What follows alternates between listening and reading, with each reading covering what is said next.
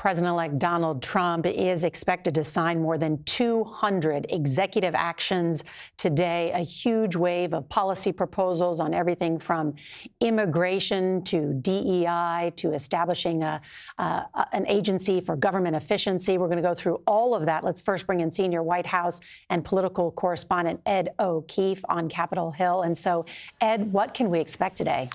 Nora, good to be with you. Happy Inauguration Day from Capitol Hill. Just in this hour, Trump aides in waiting have been briefing reporters on some of the details of those executive orders you mentioned that he's going to sign.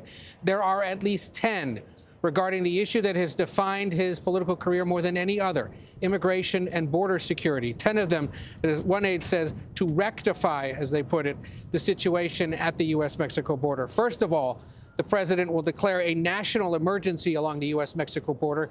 That gives him immediate powers as commander-in-chief to begin deploying the military and other security assets to that region and to begin refocusing several federal agencies on the issue. He's going to clarify the military's role, they tell us, in protecting the, quote, territorial integrity of the United States. They're going to end a handful of different immigration-related policies from the Biden era, catch and release. They're going to reinstate the Remain in Mexico plan that has migrants wait over there as they seek asylum.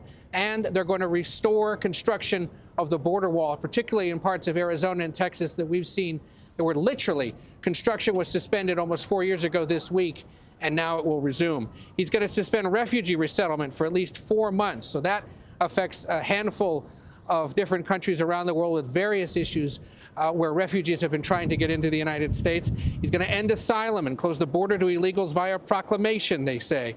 Create immediate removal process without the possibility of asylum for many of those. Quote, we are going to then end birthright citizenship.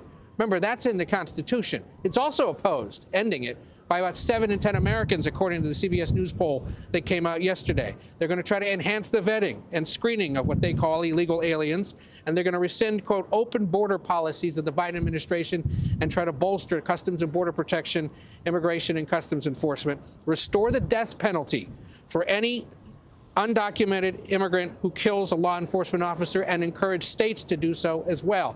Most urgently, we're waiting to see where immigration and customs enforcement might begin carrying out removal programs in cities to try to target undocumented immigrants who may have criminal records or be considered threats to national security and get them back to their home countries. There have been a handful of discussions with Latin American countries about establishing quick partnerships that allow those immigrants to be sent back, and we expect many major American cities. We heard over the weekend Chicago would be one, but there will be others. And when it comes to classifying drug cartels as foreign terrorist organizations, another thing he's expected to do, watch for Mexico's reaction. They're not going to be happy about this because it'll perceive them as harboring terrorists. And a big part of their society, of course, is controlled by drug cartels. So it creates immediate problems here in the Western Hemisphere as he starts to dramatically reshape immigration policy. Nora?